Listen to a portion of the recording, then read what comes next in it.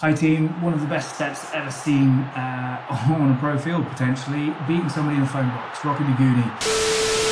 On the right wing for Bath Rugby, he's able to take on this Wasps defender and skin him. So this is a step that anybody can learn. It's so powerful and so effective. So I'm going to take you through a few times how you can execute this and just looking into the basics of how he goes about controlling the contact situation. So the first thing to notice here is the point where Rocco is actually always keeping his eyes on the target. So the defender's obviously coming through out of shot, but you can also see exactly what his body's doing. So the angles of what his body's doing as he squares the guy up. So he keeps at him, he goes directly at him, and then he drops this shoulder down. He's loading this left foot with pure force. He's also, really importantly, part of the evasion skills that go on within the game now, has got a fend ready to go as well with the ball tucked under this arm. So really critical stuff, basics, foundation bits and pieces here.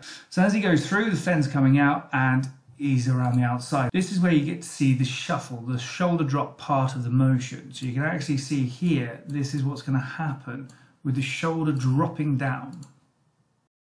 And you can see the step goes, enables him to drive off. And you can see the hand is still ready here, poised to put the fend out if needed. The hips are in the right direction to accelerate. And then just have a look at the stride pattern as well. The detail on this is just something to admire in terms of his explosiveness, to then use a Y line that we call a foundation movement pattern within EVADE&XCEL course.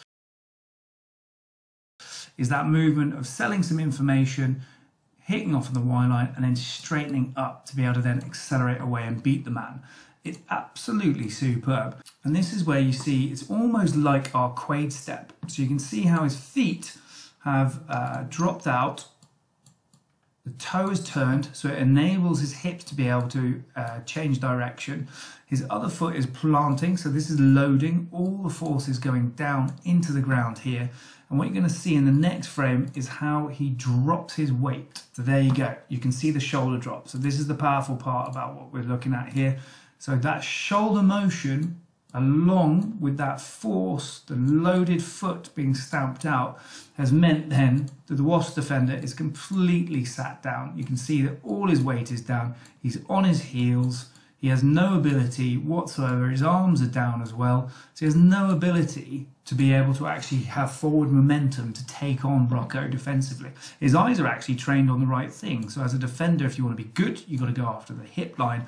But he's got his footwork all wrong and he's got his angles all wrong, having been squared up in this position. There's a hell of a challenge for a defender to deal with. But then what we're looking at here is Rocco's acceleration phase. You can see that his foot, this is a brilliant example of sprint tech. The 90 degrees through here, okay, this is massively important to be able to effectively accelerate away.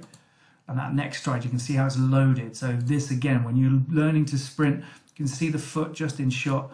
This electric power comes from being able to produce force and be able to accelerate away effectively. So one more look through, the shoulder dropping, the acceleration away. So watch that left foot bang and the shoulder drop, accelerate and go. Arm pump, massive part of it as well. Here, definitely would have recommended a spin or another step to go through, but he's gone with a bounce step and he's done a hell of a job to make some serious yardage for Bath, having been able to execute the overlap on the outside from their own 22. Rocco, unbelievable step in the phone box.